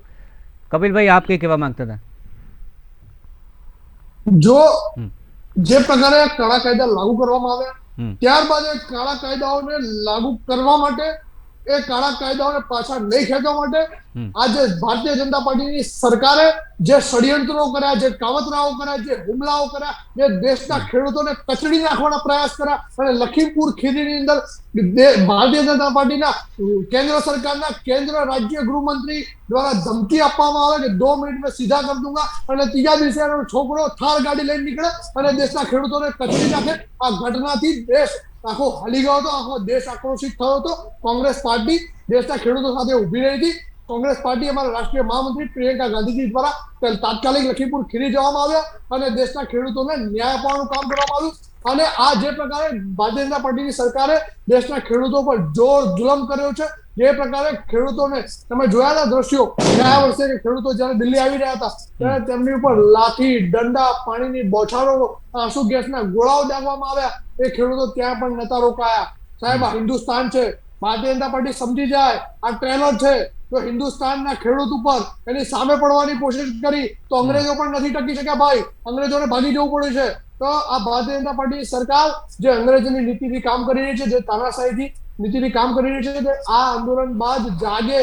આ જોવે હિન્દુસ્તાન સામેની લડાઈમાં નહીં જીતી શકો, ચૂંટણીઓમાં જીતી શકો કદાચ, ચૂંટણીઓમાં હાર જીત થાય, પરંતુ હિન્દુસ્તાનની સામે, હિન્દુસ્તાનના ખેડૂતની સામે તમે ક્યારેય નહીં જીતી શકો. અને જ્યારે વાત દેશની આવશે, જ્યારે વાત દેશના ખેડૂતની આવશે, ત્યારે વાત દેશના યુવાનની આવશે, ત્યારે વાત દેશના ભવિષ્યની આવશે, ત્યારે કોંગ્રેસ પાર્ટી ખભે ખભો મિલાવીને ઉભી રહેશે એની સાથે. ત્યારે ગમે એટલા જોર જુલમ કરવામાં આવે, ગમે એટલા કેસો કરવામાં આવે, ગમે તે પ્રકારે પ્રતાડિત કરવામાં આવે, અને કોંગ્રેસ પાર્ટી દેશના ખેડૂત સાથે ઉભી રહી છે. દેશે જોયું છે રાહુલ ગાંધીજીઓ, પ્રિયંકા ગાંધીજીઓ દેશના પક્ષે ઉભા રહ્યા છે. ત્યારે ભારતીય જનતા પાર્ટીની સરકાર પણ જાગે. આ દેશના ખેડૂતો ઉપર આ જે જોર જુલમ કર્યા છે, તમે ખેડૂત કાયદા પાછા ખેંચી લેશો તો કશો વાંધો નહીં, પરંતુ આ દેશની જનતા, દેશનો ખેડૂત તમને ક્યારેય માફ નહીં કરે. આ યાદ રાખવામાં આવશે અને આ ઇતિહાસ યાદ રાખશે કે જે પ્રકારના જે ભારતીય જનતા પાર્ટી જેવા જે ષડયંત્રો અને ખેડૂતો ઉપર જે અત્યાચાર કરવામાં આવ્યો, આ દેશની જનતા યાદ રાખશે. જી જયવંતભાઈ, જે પ્રકારે જયવંતભાઈ એમએસપી ને લઈને હવે વાત આવી છે, રાકેશ ટિકૈતે પણ કહ્યું છે કે હવે એમએસપી ને લઈને સરકાર તેમની સાથે વાત કરે. આપના મતે હવે એમએસપી ને લઈને હવે આગળ સરકાર અને ખેડૂતો તેમની વચ્ચે શું વાતચીત થાય તો હવે એમએસપી ને લઈને મુદ્દો આ પણ એ સમાધાન તરફ આગળ વધે? હવે તો મેં કહ્યું એમ, અગાઉ કહ્યું એમ, વાઘ લોહી ચાખી ગયો છે. એટલે હવે ખેડૂતો છે વધુ ને વધુ બળકટ બનશે, વધુ ને વધુ મક્કમ બનશે. કારણ કે એમને મક્કમતા જે આપણે ખરેખર જેન્યુઅન જે ખેડૂતો હતા આમાં, અને જે રીતે ઠંડીમાં, વરસાદમાં એ લોકોએ સહન કરીને બધા રહ્યા, અને કોરોના છતાંય તે બધા રહ્યા, એને ખરેખર વંદન કરવા પડે જે ખેડૂતો જેન્યુઅન હતા એને. પણ આમાં એ પણ વાતને ઇનકાર ન કરી શકાય, અને હું એને વળગી રહું છું કે ખાલિસ્તાની તરફથી પણ નારા લાગ્યા હતા, મોદીની હત્યાના પણ નારા લાગ્યા હતા, અર્બન નક્સલીઓને છોડી મૂકવાના પણ પ્રદર્શનો થયા હતા ચિત્રોના. અને ખુલ્લા પડેલા છે ખેડૂતો સંયુક્ત મોરચાએ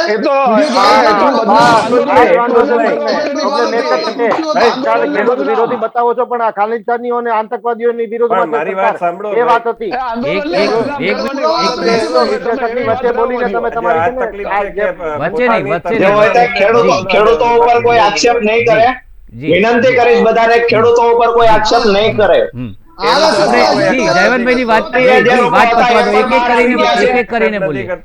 આક્ષેપો 10 મહિનામાં ઘણા બધા આક્ષેપો આપણે જોયા છે. આક્ષેપો છે ને, એમને આંદોલનમાં વાઘ લોહી ચાખી ગયો એટલે વાઘ લોહી ચાખી ગયો એટલે ખેડૂતોનું આંદોલન વાઘ સમાન છે. આ કઈ રીતે તમે આક્ષેપ કરો? આપણે આક્ષેપો ઘણા બધા 10 મહિનામાં જોયા છે. હવે કોઈ આક્ષેપો નથી કરવા. જયવંતભાઈ એમએસપી ને લઈને હવે વાત કરીએ આગળ. નહીં કોઈ એક મિનિટ એમની વાત પતા પછી આવીએ આગળ વધીએ આપણે. વિરુદ્ધ બોલે એટલે પ્રવક્તા બની જાય બધા. એ વિરોધમાં પણ બોલે છે. જી માનસિકતા જી છે ને હજી મેઇન સ્ટ્રીમ પણ મીડિયાના તો એન્કરો પ્રવક્તા બન્યા છે, પણ હવે વિશ્લેષકો પ્રવક્તા ન નહીં બને. નહીં નહીં નહીં તમારી કોઈના પર આ રીતે તમારી પર્સનલ આરોપ કપિલભાઈ જી તમે કપિલભાઈ પર્સનલ આરોપ આ રીતે નહીં કરીએ. તમારો જી એક મિનિટ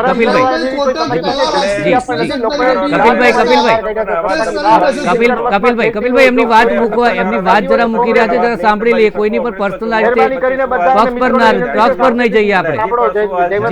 એમનો વારો છે, જી એ વચ્ચે નથી બોલ્યા ક્યારેય. પક્ષ પર ના જઈએ. એ રાજકીય વિશ્લેષક છે, બધાની માટે કહી રહ્યા છે. એવી રીતે કોઈની જી ગ્રેટા સાંભળો, સાંભળો. આ શું હતું? એટલે આમાં આંતરરાષ્ટ્રીય દબાણ પણ હતું, એ ભૂલવું ન જોઈએ. કેનેડામાં થયેલા પ્રદર્શનો, ઇંગ્લેન્ડમાં થયેલા પ્રદર્શનો, અને એમાં કોણ ભાગ લેતું હતું? મેં કહ્યું છે કે જેન્યુઅન ખેડૂતો પણ હતા, પણ એની સાથોસાથ જે તત્વો ભળી ગયા હતા એની પણ હું વાત કરીશ. હું સાચું બોલીશ, કોઈનાથી ડરીશ નહીં. કોંગ્રેસ વાળા મિત્રો ધ્યાનથી સાંભળી લે. મને ના, મને ડરાવવાનો કે મારો અવાજ ચૂપ કરવાનો પ્રયત્ન નહીં કરવાનો. ઇમરજન્સી તમે 40 ઉપર આવી ગયા છો. ડરાવવાનું કામ ભાજપના આરએસએસ નું છે. એટલે વિરોધી વાતને પણ અત્યારે જ કર્યું. હું ભાજપ વિરોધી, કોંગ્રેસ વિરોધી. મને આપણે મુદ્દા પર એમએસપી પર આવીએ. જી જી અમે ભાજપને નહીં ગમે ને તો એ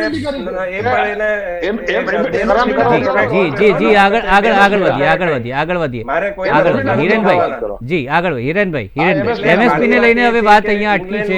સરકાર વાત કરે તે હકીકત છે. આંતરરાષ્ટ્રીય દબાણ હતું, ટૂલ કીટ પણ ગ્રેટા થનબર્ગ ની બહાર આવી હતી. એટલે આ બહુ ખરેખર દુઃખદ નિર્ણય છે. અને મેં બીજી એક ચેનલમાં ભાગ લીધો હતો, એમાં કોંગ્રેસના એક મિત્રએ કહ્યું હતું, એ વાત બહુ સાચી છે કે જો ભાજપ એમ કે છે કે એક જ વર્ગનો આમાં વિરોધ હતો અને થોડોક વર્ગ જ હતો, તો કેમ બીજા વર્ગો છે બહારનો એમાં સમર્થનમાં કે આ કાયદો જોઈએ છે? ભાજપનો કિસાન મોરચો શું કરે છે? ભાજપના જે રાષ્ટ્રીય સેવક સંઘના જે સંગઠનો છે, કિસાન સંઘ, એ શું કરે છે? એ લોકો કેમ આની આગળમાં વિરોધમાં બહાર ના આવ્યા કે અમારે કાયદો જોઈએ છે? ગુજરાત છે, તમિલનાડુ છે, બધી જગ્યાએ એના સમર્થનમાં હતા જ લોકો. સમર્થન વાળા લોકો પણ હતા. કેમ ના? આજે મોદીજી પણ બોલ્યા છે કે સમર્થનમાં હતા. આ તમારી ભાજપની પણ ભૂલ છે. તમે તમારા સમર્થનમાં લોકોને બહાર ન લાવી શક્યા. અને તમે આ બધું જમાવટ 26 જાન્યુઆરી કેમ રાકેશ ટિકિટની ધરપકડ રાત્રે ન કરવામાં આવી, એટલી લાલ કિલ્લા ઉપર પેલું કર્યું? આ તમારી પર સરિયામ નિષ્ફળતા છે. એટલે વાત એ છે કે આ રીતે તમે કરશો તો 303 તમારે કામની છે. આટલી બહુમતી તમને આપી છે, એ શું કામની? તમને નાનકડો એવો વર્ગ છે, તમને કાયદો નાબૂદ કરવા માટે, તો કાલ સવારે બીજા કાયદા માટે પણ 370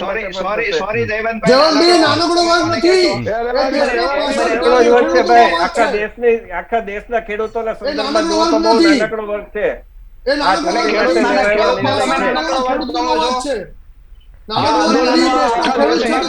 તમે બધા તો ગુજરાતી છો.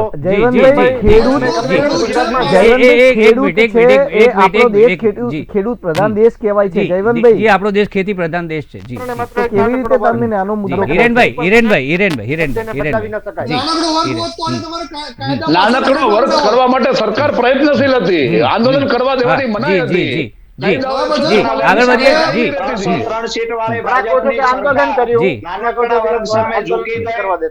જી હિરેનભાઈ સમર્થન વાળા વર્ગને કેમ બહાર ન લાવી શકી? હા બોલો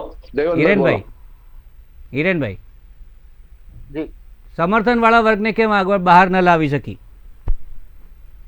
જુઓ, સમર્થન વાળો વર્ગ છે એ બહાર આવ્યો છે. સ્વાભાવિક રીતે જે પ્રકારે અહીંયા માત્ર શરૂઆત આપણે કરી છે, અને અત્યારે પૂર્ણાહુતિ સમયે પણ આપણે એક જ ચર્ચા કરી રહ્યા છીએ કે ચૂંટણીના કારણે, ચૂંટણી આવી રહેલી ચૂંટણીમાં સમર્થન નહીં મળે એ કારણે ભારતીય જનતા પાર્ટી આ પ્રકારનો નિર્ણય લીધો છે. ત્યારે મારે એ જ ખાસ કહેવું છે કે જે રીતે આપણે મેં ગુજરાતની પહેલા પણ વાત કરી એમ, ગુજરાતની ચૂંટણીઓમાં જો સમર્થન ન હોત તો સ્વાભાવિક રીતે અહીંયા આપણી આ જીત ન થઈ હોત, ભારતીય જનતા પાર્ટીની જીત ન થઈ હોત. સ્થાનિક સ્વરાજની ચૂંટણીની વાત કરીએ કે 8 પેટા ચૂંટણીની વાત કરીએ, ગુજરાતમાં જે સમર્થન મળ્યું છે એ સિવાય પણ અન્યત્ર તમામ જગ્યાએ જે સમર્થન મળ્યું છે, નથી મળ્યું ક્યાં પણ, આ બિલકુલ આને જોડીને જોવાની જરૂર જ નથી. નાનકડો વર્ગ જ હતો અને નાનકડા વર્ગને માટે પણ ભારતીય જનતા પાર્ટીની સરકાર, જ્યારે એ ખેડૂત છે, કે દેશ ખેતી પ્રધાન છે અને જગતનો તાજ છે, ત્યારે જગતના તાજના હિતમાં લીધેલો નિર્ણય પ્રધાનમંત્રીનો છે, એને સૌ કોઈ આવકારી રહ્યા છે. 1,65,000 કરોડ રૂપિયાનું નાના ખેડૂતો માટે કામ કર્યું છે. પ્રધાનમંત્રીએ સ્પષ્ટ શબ્દમાં કીધું છે કે 2 હેક્ટરથી નાનો ખેડૂત છે, એમની જયારે વારસાગત વહેંચણી થાય છે ત્યારે જમીન નાની થતી જાય છે, એમની સમસ્યાઓને સમજી રહ્યા છે. આટલી સારી રીતે સમસ્યાનો સમજી રહ્યા હોય ત્યારે કૃષિ કાયદો છે એ માત્ર ને માત્ર એવા આધાર પર એની તમામ જોગવાઈઓ છે પણ એ પણ સ્વાભાવિક રીતે પ્રથમથી શરૂઆતથી પણ આપણે વાત કરીએ તો અવિરતપણે વર્ષોથી થયેલી માંગણીઓ છે.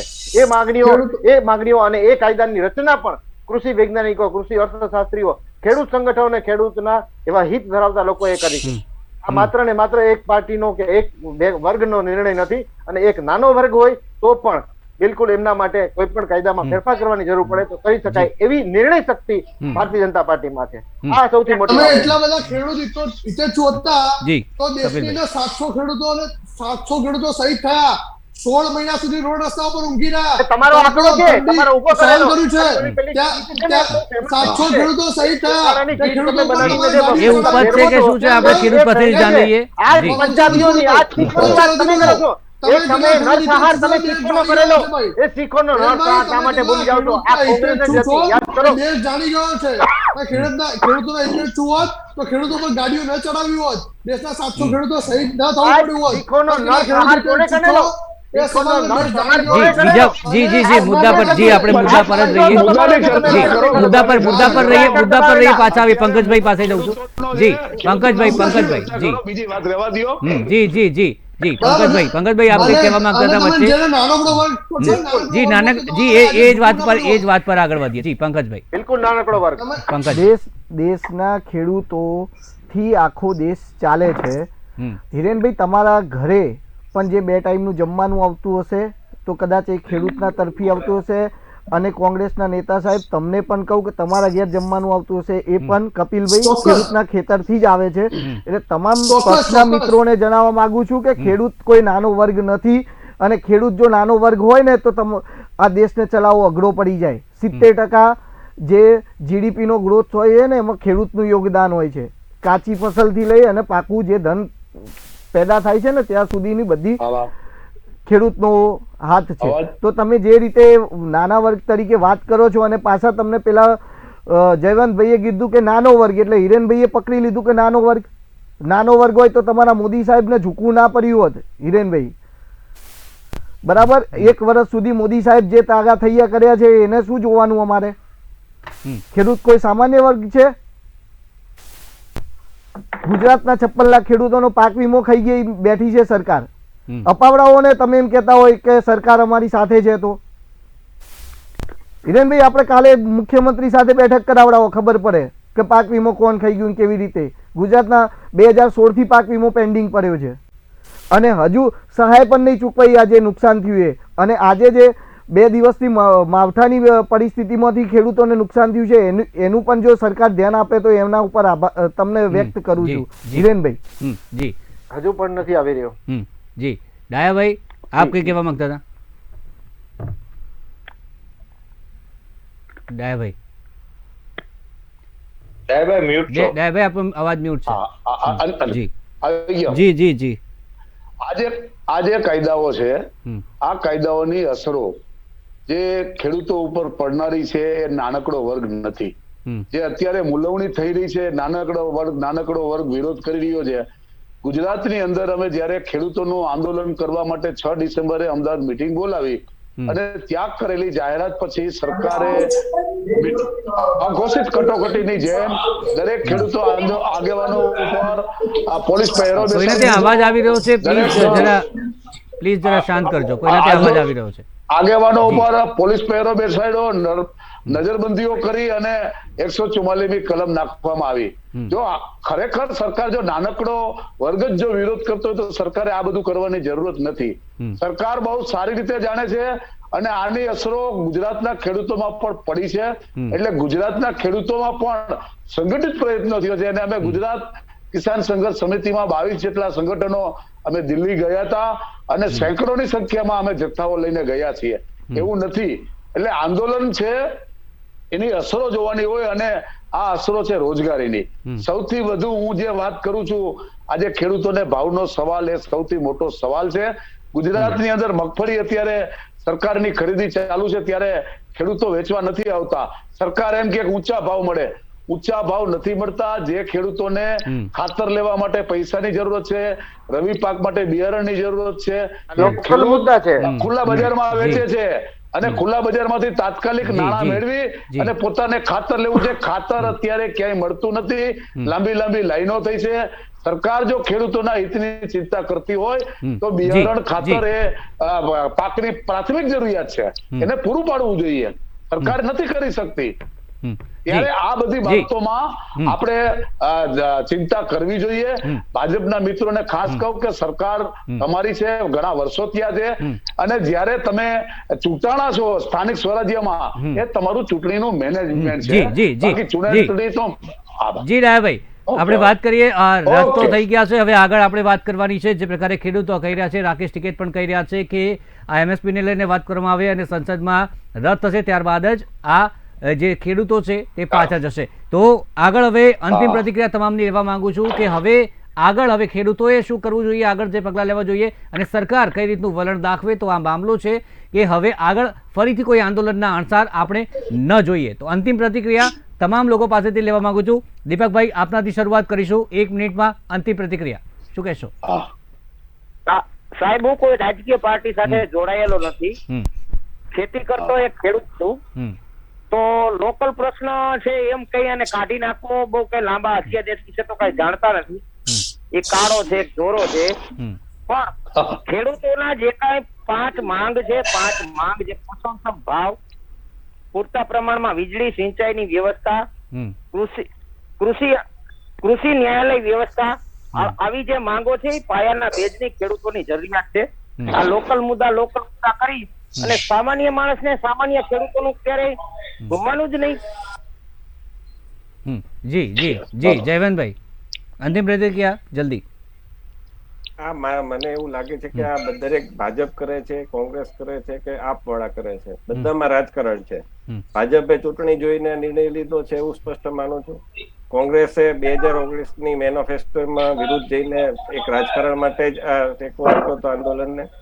આપ વાળાને એટલું કહીશ કે કેજરીવાલે કેમ સરકારે નોટિફાઈ કર્યો હતો એક કાયદો, અને પછી જે સમર્થન મળ્યું એને જોઈને પછી બધું સમર્થન જાહેર કરી દીધું. એટલે દરેક પક્ષ છે એમાં રાજકારણ કરે છે, ખેડૂતોનો હિત કોઈ વિચારતો. જી જી જી જી જી કપિલભાઈ, અંતિમ રિએક્શન. જી ચોક્કસથી, જો ભારતીય જનતા પાર્ટીમાં થોડી લાજ શરમ બચી હોય, ભારતીય જનતા પાર્ટીને દેશના ખેડૂતો પ્રત્યે થોડી ઘણી લાગણી હોય, તો લખીમપુર હત્યાકાંડના આરોપી દેશના ગૃહ રાજ્યમંત્રી જે છે એમને અજય મિશ્રા ટેનીને તાત્કાલિક ધોરણે મંત્રીમંડળમાંથી નીકાળી દેવામાં આવે, એને જેલમાં નાખવામાં આવે. અને સુપ્રીમ કોર્ટે કહ્યું, સુપ્રીમ કોર્ટે ટકોર કર્યું ભાઈ કે ભાઈ ઉત્તર પ્રદેશની સરકાર જે અજય મિશ્રા ટેનીના છોકરાના વિરુદ્ધમાં કેમ કોઈ ઠોસ કાર્યવાહી નથી કરી રહી, તો એની પર કાર્યવાહી કરવામાં આવે. દેશના ખેડૂતોની જે માંગણી છે, જી કિરણભાઈ, અંતિમ પ્રતિક્રિયા. MSP નો કાયદો કરવામાં આવે. જી આગળ હવે વાત કરીશું. જી જી કપિલભાઈ, દેવામાં ડૂબેલા છે એનું દેવું માફ જી જી જી જી જી જી કપિલભાઈ જી હિરણભાઈ, અંતિમ પ્રતિક્રિયા જલ્દી. ભારતીય જનતા પાર્ટી માત્ર ને માત્ર કિસાનો માટે કામ કરતી પાર્ટી છે, અને કિસાનો માટે જે કઈ કાર્યો કરે છે એ સ્વાભાવિક રીતે દરેક નિર્ણયો વર્ગ નાનો હોય કે મોટો હોય, નિર્ણય હંમેશા કિસાનો તરફી લેવાય છે. ભારત કૃષિ પ્રધાન દેશ છે. આવનારા સમયમાં જે રીતે પ્રધાનમંત્રીએ જાહેરાત કરી છે એ મુજબ કૃષિ વૈજ્ઞાનિકો, કૃષિ અર્થશાસ્ત્રીઓ તેમજ કૃષિ સંગઠનો સાથે લઈ અને આગળની રણનીતિ, આગળનો કૃષિલક્ષી જે વાત છે એ રજૂ કરવામાં આવશે. રાજુભાઈ, જી અંતિમ પ્રતિક્રિયા. આજે આપણે કરી કે સંસદ ભવનમાં કાયદો પસાર કર્યો. આજે જયારે કાયદો પાછો ખેંચવાની વાત થઈ ત્યારે સંસદ ભવનની અંદર પસાર કર્યા વગર આપણા નરેન્દ્રભાઈએ કાયદો પાછો ખેંચવાની જાહેરાત કરી દીધી. એનો મતલબ સાફ છે કે સંસદ ભવનમાં માત્ર ને માત્ર નાટક થાય છે. જે કાયદો બનાવવો, પસાર કરવો કે પાછો ખેંચવો માત્ર એક વ્યક્તિ નક્કી કરે છે, જે નરેન્દ્રભાઈ. એ આજે એમને પ્રૂફ કરી દીધું છે. બીજી વાત આપણે જે ભાઈએ કરી કે શરૂઆતમાં સમર્થન જાહેર કરેલું આમ આદમી પાર્ટીએ ક્યારેય સમર્થન આ 3 કાયદાને નથી આપ્યું. રેકોર્ડ ઉપર જોઈ લો, તમે થોડું અભ્યાસ કરો, ખ્યાલ આવશે. બિલકુલ સમર્થન જાહેર કર્યું છે. સાગર રબારીએ સમર્થન જાહેર કર્યું હતું. સાગર રબારીએ સમર્થન જાહેર કર્યું હતું. જી જી એક મિનિટ આપણી પાસે સમય નથી. ડાયાભાઈ, જી જી જી એક મિનિટ ડાયાભાઈ ની અંતિમ રિએક્શન તમામને મ્યુટ કરવામાં આવે. જી એક મિનિટ સમય નથી આપણી પાસે. બીજા મહેમાન રાહ જોઈ રહ્યા છે. 6 મહિના આમ ચાલે ને 6 મહિના ચાલે. સમર્થન હતું જી હિરણભાઈ. હિરેનભાઈ એક મિનિટ કહું છું કે એમને ચૂપ જી, કરી દો, આવી રીતે જી, વચ્ચે જી, બોલ જી, ન જી, કરે. જી, જી, આપણી ચૂપ પાસે કરી દો એમને. જી, ચૂપ અંતિમ કરવા વાળા તમે કોણ? તમને જનતાએ ચૂપ કરી જી, દીધા, એના જી, સામું જોવો તમે. એક મિનિટ ડાયાભાઈ અંતિમ એક રિએક્શન મિનિટ મારી વાત જી. પૂરી કરવા દો. હમ. દેશની અંદર પહેલા વડાપ્રધાન એવા છે કે જેની ઉપર ખેડૂતોને લોકોનો વિશ્વાસ નથી એમના સ્ટેટમેન્ટ જી, પર. જી, જી, કારણ રાજુભાઈ. એનું કારણ જી. હું કહું, ભાઈએ જે જયવંતભાઈએ વાત કરી, એક મિનિટ જયવંતભાઈએ વાત કરી, રાજુભાઈ બધાને એટલો જ લોહી સમય ચાખી આપ્યો છે ગયો. આપણે જલ્દી પ્લીઝ જલ્દી જયવંતભાઈ એક અડધી મિનિટમાં પૂરી કરું. જયવંતભાઈ ભાગ લોહી ચાખી ગયો એવી બાબત નથી, પણ 2013 MSP ની ગેરંટી આ વડાપ્રધાને આપી હતી, જે પૂરી નથી કરી. 2016 પ્રધાનમંત્રી ફસલ બીમા યોજનાની જાહેરાત કરી, જેમાં ખેડૂતો છેતરાણા. એક યોજનામાં છેતરાણા, એટલે જી, હવે જી, ખેડૂતોનો જી. વિશ્વાસ નથી રહ્યો. બીજી જી. કોઈ વાંધો નથી, લોહી ચાખી ગયાની બાબત બિલકુલ નથી, પણ જી જી જી વિશ્વાસ નથી ડાયાભાઈ રહ્યો વડાપ્રધાન પર. ડાયાભાઈ અંતિમ રિએક્શન ડાયાભાઈ આપનો અવાજ નથી આવી રહ્યો જી. આજે હમ. જે સરકારની વાત છે, તો જે હું તમને એમ કહું કે સરકારે જે પ્રધાનમંત્રી ફસલ બીમા યોજના, જમીન સંપાદનનો કાયદો કે સ્વામિનાથન સમિતિની ભલામણના અમલની જે સરકારે વાત કરી, એ ક્યાંય ખેડૂતો એનાથી સંતુષ્ટ થયા નથી અને કરવા સરકાર માંગતી પણ નથી. ખેડૂતનો જે બહુ મોટો વર્ગ છે, એ વર્ગની જે સરકાર ચિંતા કરશે, એ સરકાર એનો અનુકંપા કે લાગણી મેળવી શકશે.